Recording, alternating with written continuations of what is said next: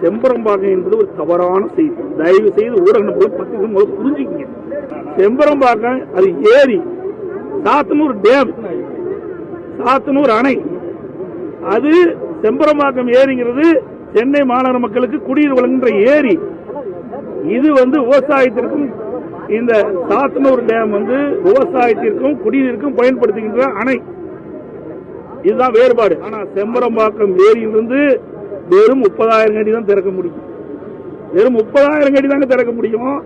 ஆனா திமுக எதிர்க்கட்சியா இருக்கின்ற பொழுது அரசியல் ஆதாயம் தேடுவதற்காக லட்சக்கணக்கான கனடியை செம்பரம்பாக்கம் ஏரியிலே திறந்துவிட்டு சென்னை மாநகரில் பாதிக்கப்பட்டது என்ற ஒரு தவறான செய்தியை பதிவு செஞ்சுட்டு இருக்கிறாங்க.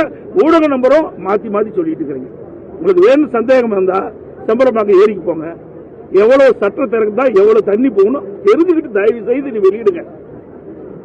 எல்லா சட்டம் திறந்தாலும் 30,000 அடி தான் திறக்க முடியும், அதுக்கு மேல திறக்க முடியாது. அதுக்கு செம்பரம்பாக்கம் ஏரிக்கு கீழே அடையாறு வரை நூற்றுக்கணக்கான ஏரிகள் இருக்கின்றன.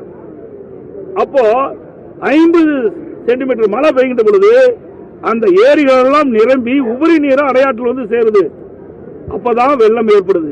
அடையாற்றில் 1 லட்சம் அடி தண்ணி தடையில்லாம போகும். ஆனா செம்பரம்பாக்கம் ஏரியிலிருந்து அடையாறு ஆறு வரை நூற்றுக்கணக்கான ஏரிகளில் இருந்து உபரி நீர் வெளியே போய் அடையாற்றில் கலந்த காரணத்தில்தான் வெள்ளம் ஏற்பட்டது. இதுதான் உண்மை. இதனால நீங்க சோதனைக்கு போய் ஊடகாரும் பத்திரிகையாரும் போய் சோதனை செஞ்சு ஆய்வு செஞ்சு எரி தப்பு எது ரைட்டுன்னு அப்புறம் வெளியிடுங்க. ஆனா வேணுமனே திட்டமிட்டு இதுவரை திராவிட முன்னேற்ற கழகத்தை சேர்ந்தவர்கள் இது ஒரு அரசியல் ஆதாயம் தேடுவதற்காக இதை தொடர்ந்து உண்மைக்கு புறமான பொய்யான செய்தி வெளியிட்டிருக்கிறாங்க.